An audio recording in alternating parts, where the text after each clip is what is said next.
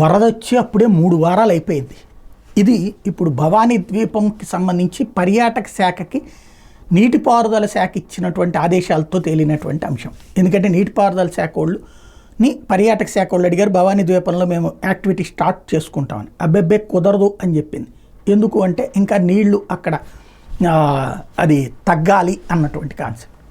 3 వారాల నుంచి టూరిజానికి అతిపెద్ద షాక్ అయింది.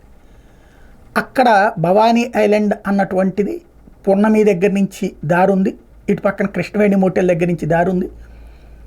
ఒక ఐలాండ్ విశాలమైనటువంటిది, అక్కడ ఆల్రెడీ కాటేజీలు ఉన్నాయి.